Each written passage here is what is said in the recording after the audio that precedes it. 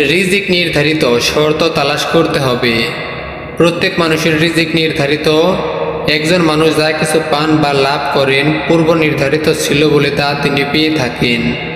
যা কিছু মানুষ পান না বা লাভ করেন না, নির্ধারিত ছিল না বলে তা তিনি পাননি বা লাভ করেননি। নির্ধারিত রিজিকে কোনো ব্যত্যয় ঘটবে না। কেউ এক মুঠো বেশি রিজিক পাবে না, এক মুঠো কমও পাবে না। আল্লাহ তাআলা পবিত্র কুরআনে ইরশাদ করেছেন, আমি তোমাদের পৃথিবীতে ঠাঁই দিয়েছি এবং তোমাদের জন্য তাতে রেখেছি জীবন উপকরণ। তোমরা অল্প কৃতজ্ঞতা স্বীকার করো। সূরা আরাফ আয়াত 10। আব্দুল্লাহ ইবনে মাসউদ রাহমাতুল্লাহ আলাইহি বর্ণনা করেছেন যে রাসূলুল্লাহ সাল্লাল্লাহু আলাইহি ওয়াসাল্লাম বলেছেন, আপন আপন মাতৃগর্ভে তোমরা প্রত্যেকেই 40 দিন পর্যন্ত শুক্র হিসেবে জমা ছিলে, তারপর 40 দিন রক্তপিণ্ড হিসেবে, এরপর 40 দিন গোশতের পিণ্ড হিসেবে জমা ছিলে। এরপর আল্লাহ তাআলা একজন ফেরেশতা পাঠান এবং বান্দার রিজিক, মৃত্যু, দুর্ভাগ্য, সৌভাগ্য এই 4টি বিষয়ে লেখার আদেশ প্রদান করেন। রিজিক আল্লাহ তাআলার পক্ষ থেকে নির্ধারিত, তার তলাশ করা বা অনুসন্ধান করা বান্দার দায়িত্ব। রিজিক আল্লাহ তাআলার হাতে, চেষ্টা বান্দার হাতে। আল্লাহ তাআলা রিজিক নির্ধারণ করে রেখেছেন বলে তার মানে এই নয় যে সে রিজিক আপনা আপনি আপনার কাছে এসে হাজির হবে, আকাশ থেকে রিজিক নাজিল হবে আর বান্দা কেবল তা গ্রহণ করে ধন্য হবে।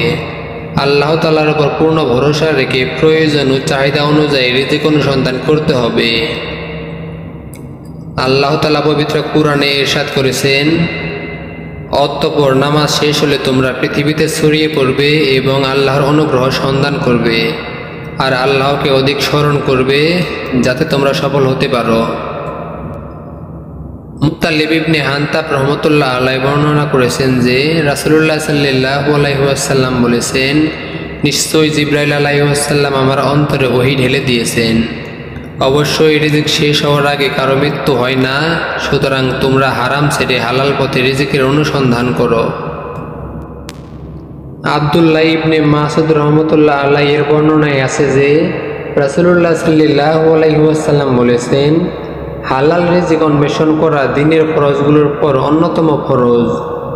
রাসূলুল্লাহ সাল্লাল্লাহু আলাইহি ওয়াসাল্লাম আরও বলেছেন, হে মানুষ, আল্লাহ তাআলাকে ভয় করো এবং উত্তম ভারসাম্যপূর্ণ পন্থায় রিজিক অনুসন্ধান করো, কারণ কোনো প্রাণী তার জন্য বরাদ্দকৃত রিজিক প্রাপ্ত না হয়ে মৃত্যুবরণ করবে না, যদিও রিজিক লাভ করাটা তার জন্য বিলম্বিত হয়।